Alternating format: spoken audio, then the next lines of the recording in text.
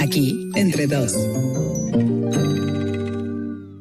Recientes estudios dados a conocer revelan que los jóvenes, las niñas, los niños pasan en promedio 5.7 horas al día. Sí, al día, conectados a las redes sociales y a los dispositivos. Por eso, esta mañana aquí entre dos, agradecemos que esté con nosotros la doctora Angélica Juárez Loya. Ella es académica de la Facultad de Psicología de la UNAM. Doctora, muy buenos días. Antes que nada. Muchas gracias, buenos días.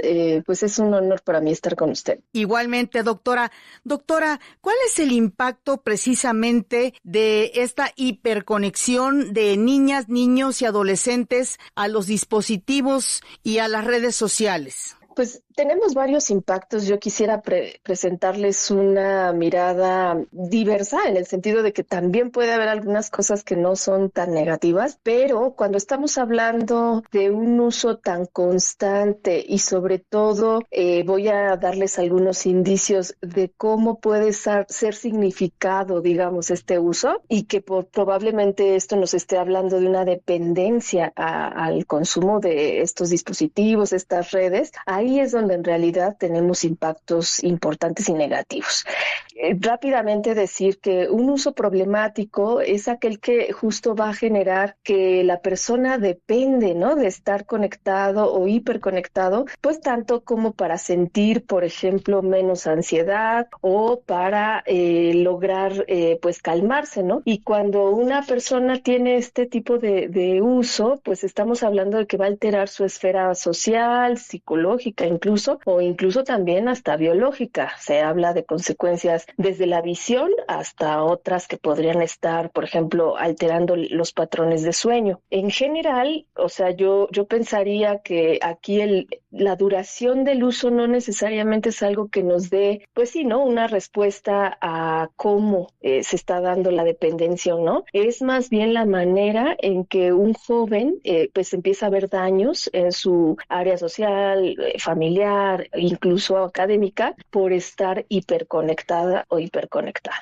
Así es. Esta parte que usted menciona, esta última parte, el impacto en la educación, en la forma en que los jóvenes o las niñas o los niños están tan absortos en las redes sociales y en los dispositivos, ¿cómo afecta el aprendizaje, doctora? Sí, en el aprendizaje vamos a poder ver algunas consecuencias, sobre todo porque por la misma ansiedad de estar en constante conexión, pues el joven no va a tener la capacidad de atender como alguien que no tiene este nivel, digamos, de consumo de las redes, ¿no? También podríamos ver, sobre todo, por ejemplo, al tener alteraciones de los patrones de sueño, de la exposición a la luz azul, incluso se dice mucho esto también con nuestros dispositivos, pues eso reduce la calidad y la cantidad, a veces incluso de sueño, lo que puede generar más estrés, mayores vulnerabilidades incluso para presentar síntomas de depresión o de ansiedad. Y bueno, pues sin duda eso va a alterar cómo el joven está dedicando sus esfuerzos para, pues sí, ¿no?, las actividades académicas. Ahora, también existe este fenómeno de, pues, compararnos socialmente mucho, cuando, sobre todo en la etapa juvenil, pues el uso de las plataformas muchas veces van fomentando esta parte de estar pendientes de cosas que probablemente otras generaciones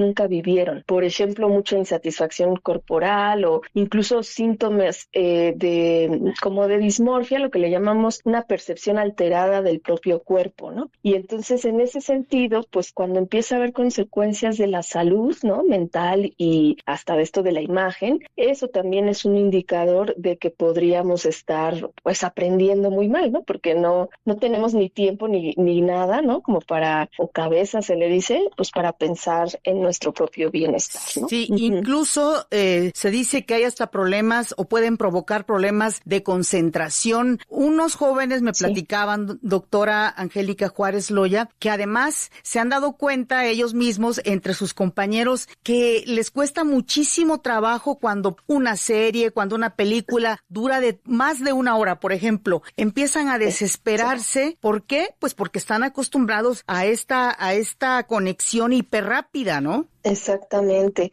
A esta parte, pues sin duda se le llama la paradoja de la conexión, porque justo a lo que se refiere es que tenemos la sensación de estar conectados y de estar, pues sí, ¿no? Expuestos a socializar, en el sentido de que ves mucha gente, muchos estímulos, pero esta sensación de que todo tienes que pasarlo rápido, ¿no? O sea, se vuelve un hábito y se vuelve por esto justo muy difícil que uno pueda mantener su atención, y eso pues es una consecuencia de esta falta de concentración de la que hablabas. En general, esta dichosa paradoja, ¿no? De la que se menciona también, pues en la literatura, habla de que ese scroll que hacemos sin interactuar puede aumentar también nuestras sensaciones hasta de soledad o de sentirnos más aislados en lugar de conectados, ¿no? Como por eso es una paradoja, porque las redes sociales fueron diseñadas, creadas un poco pues en ese sentido de podernos comunicar con personas que incluso no están en tu misma región, pero que hagas redes, que hagas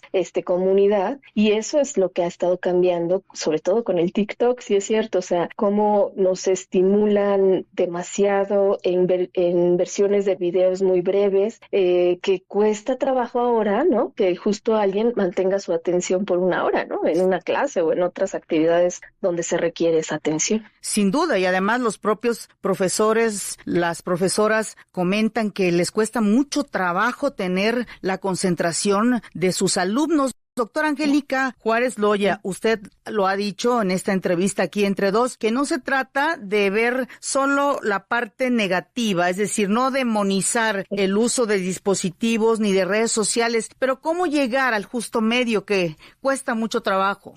Bueno, yo creo que aquí es parte de nuestra tarea como educadores y adultos responsables alrededor de estas infancias y juventudes, porque lo que tenemos que tratar de fomentar es que ellos hagan, pues digamos, como un uso más o menos adecuado y medido para su edad, ¿no? Por ejemplo, en el sentido de qué cosas positivas sí podemos lograr con estas redes, están ese apoyo social o las redes que se arman, que son comunitarias, que justo pueden darnos ciertos sentido de pertenencia, incluso de apoyo emocional, ¿no?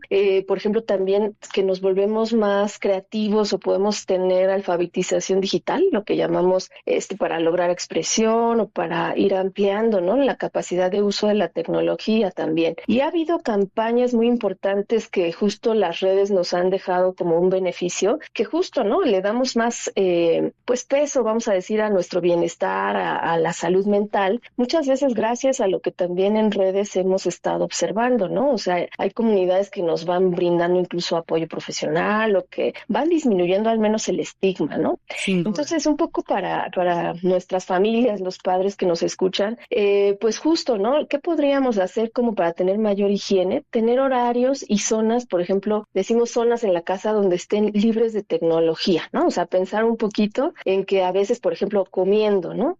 Durante la comida comamos, no estemos todos aquí conectados y tratando de ver videos u otras cosas mientras estamos conviviendo, por ejemplo, en casa, ¿no? O tener reglas pequeñas, por ejemplo, antes de irnos a dormir, unos 30, 40 minutos antes al menos, ya vamos a dejar nuestros teléfonos y nos llevamos lejos de la cama, ¿no? O sea, para que no podamos estar ahí conectadas o conectados.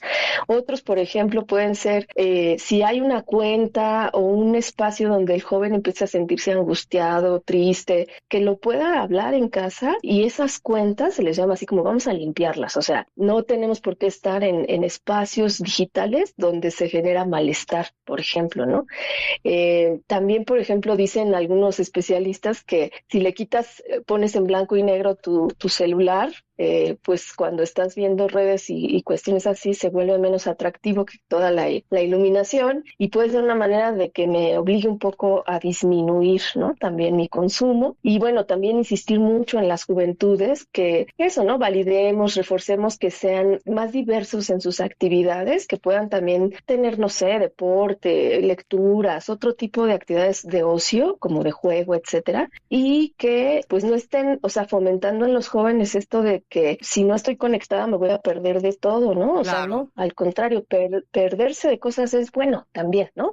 Nos da paz mental.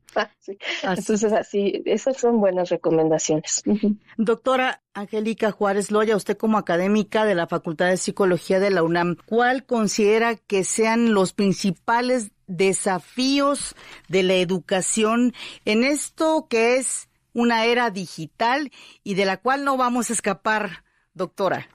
Yo creo que el gran desafío es que nos permitamos como adultos que no somos tan hiperconectados todavía, integrar las tecnologías a nuestros procesos educativos. O sea, si la única versión de la tecnología que tienen nuestros jóvenes es esta de rechazo, de que precisamente no, o sea, los adultos no queremos que estés ahí, pero entonces, ¿qué le dejamos, no? ¿O qué alternativa? Creo que es importante que más bien logremos reconocer y, bueno, jalar, digamos, estas tecnologías a que se puedan emplear de otras maneras, no solamente para este entretenimiento del que hablábamos, ¿no? Y cuando eso el joven lo aprenda, o sea, también le dé su justa medida, ¿no? Por ejemplo, a la inteligencia artificial, que sí puede ser muy buen asistente, pero que no puedes dejarle la tarea de generar todo, ¿no? O sea, que aprendan desde la escuela cómo emplear estos recursos. Yo creo que eso puede hacer la gran diferencia también para sus hábitos, ¿no? Hábitos tecnológicos. Creo que pues también va a haber un gran reto porque ellos, esto que decíamos, no van a sostener ya tanto la atención como nosotros lo hicimos en generaciones previas, y entonces vamos a lo mejor tener que cambiar hasta, no sé, espacios, horarios, ¿no? Métodos de enseñanza probablemente que pudieran ser un poco más breves, pero significativos y que tengan un componente de mayor practicidad o de resolver problemas, ¿no? O de poder poner al joven frente a estos grandes desafíos y que pues haga aportaciones, vea las cosas desde una mirada crítica. Yo creo que hacia allá tendremos que apuntar. Sin duda, doctora. Sin duda, doctora Angélica Juárez Loya, finalmente la sociedad, todos y todas, ¿qué podemos hacer en esta era de la hiperconexión, sobre todo para evitar que nuestros niños, niñas y adolescentes pues se vean afectados, doctora? Bueno, una cosa muy, muy importante sería monitoreen cómo están las niñas, los niños, los adolescentes. Si, por ejemplo, vemos que está mucho tiempo pensando en sus redes, ¿no? O planeando qué va a publicar, qué está haciendo, que aunque esté,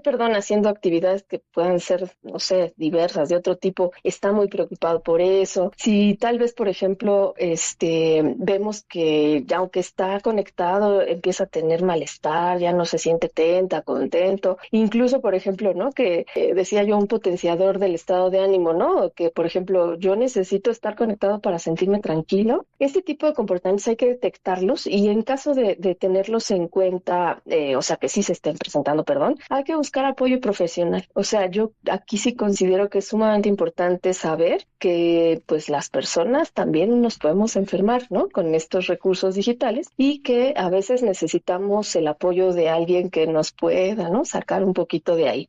Entonces, como adultos creo que nos toca eso, no satanizar, ya decíamos, creo que es algo importante, pero sí tratar de vigilar o de estar muy pendientes para con nuestras infancias, ¿no? Hablar abiertamente sobre el tema, yo creo que siempre va a ser mucho mejor poder negociar, llegar a acuerdos, a lo mejor tratar el tema con enojo, con discusiones, dado que esto pues lo que va a generar es mayor estrés e incluso que el joven más se aferre porque, pues ahora para que mi papá o mi mamá vean que sí puedo, ¿no? Entonces hay que cuidar cómo manejamos también el tema cuando estamos detectando alguna dependencia, ¿no? Al uso. Así es, al uso de dispositivos, a la hiperconexión de las redes sociales. Doctora Angélica Juárez Loya, muchísimas gracias por haber estado aquí entre dos. Un abrazo.